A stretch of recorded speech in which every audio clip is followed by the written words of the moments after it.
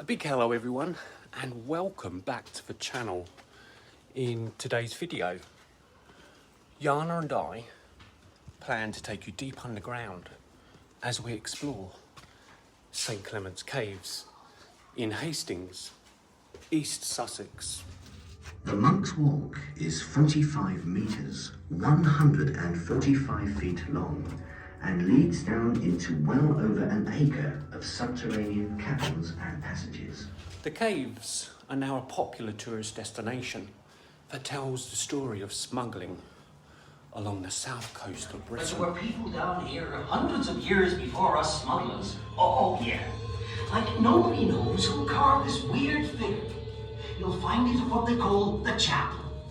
Which happens to be the most haunted part of the caves. There is no evidence to suggest that these caves were used by smugglers, but the interactive exhibition does offer a tantalising idea of what they might have been if they indeed were used for smuggling. The history of smuggling, though, on the south coast of England was big business in its heyday, and the exhibition does retell the story very well. St Clement's Caves are believed to be in part naturally formed. The remaining was due to a result of sand mining, together with a degree of commercial exploitation during the late 19th century. These caves have been used as a hospital, air raid, shelter and ballroom music venue. The caves were rediscovered in the 1820s when an arbour was being cut out of a sandstone by local grocer Joseph Golding, and whilst he carried out his work, he broke through the earth, revealing a huge cavern beneath.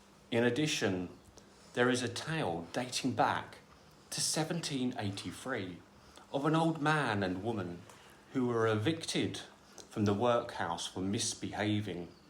It is believed they lived at the bottom of the passage known as Monk's Walk.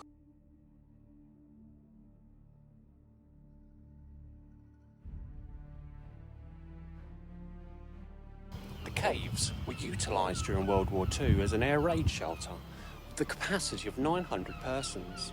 Families actually stayed here night after night. It's recorded that a bomb hit the West Hill during those air raids, and the caves withstood the blast, protecting everyone inside. There's Yana there, everyone. Getting herself into the pillory. Do you want me to hold that up so you can get in? In you get. Head as well. You in? Yeah.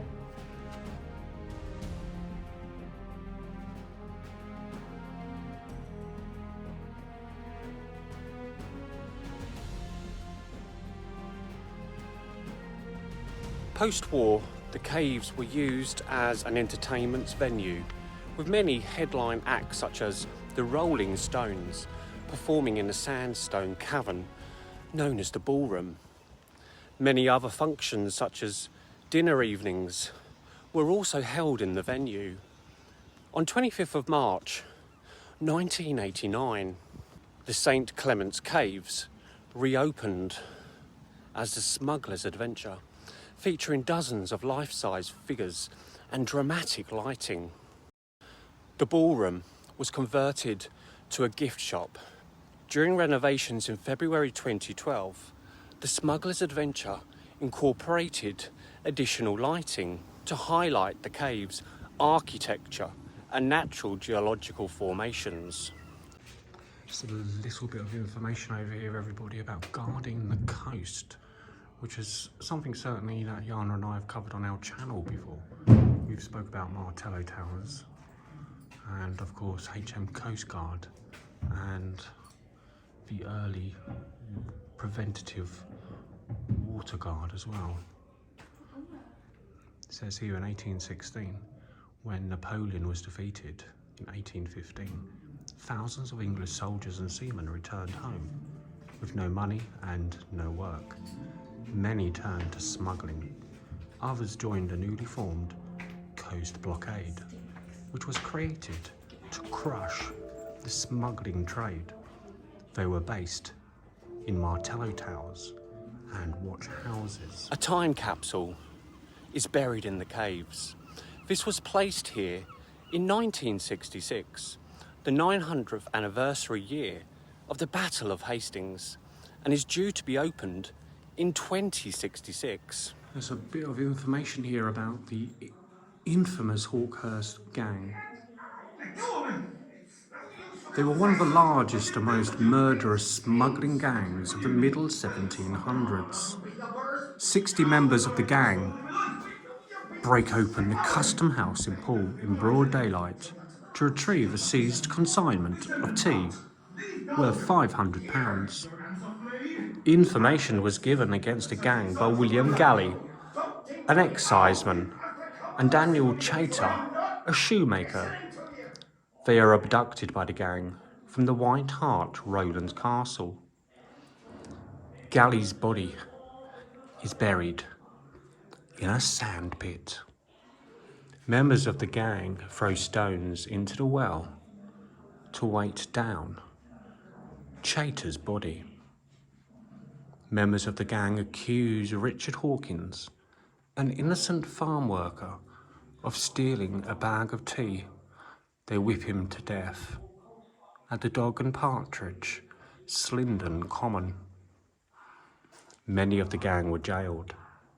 6 were hanged for the murder of Richard Hawkins.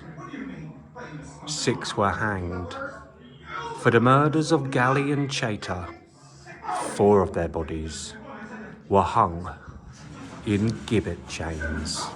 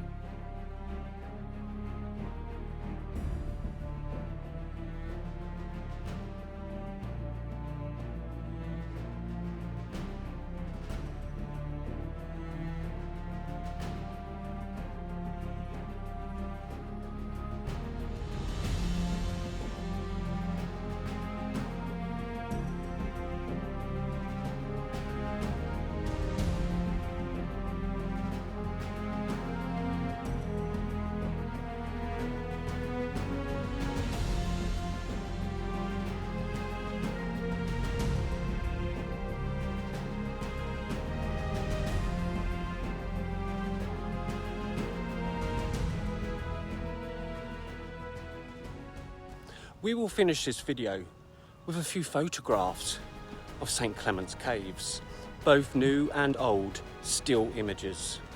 Our next video will continue our exploration of Hastings as we discover the history of Hastings Castle and many of its residents. So, we hope you will join us with that new adventure. If you're new to our channel, please consider hitting the subscribe button, notification button, give the video a thumbs up, and perhaps even drop a comment, and we will message back. Until next time, stay safe, keep well, and bye for now. Bye everybody.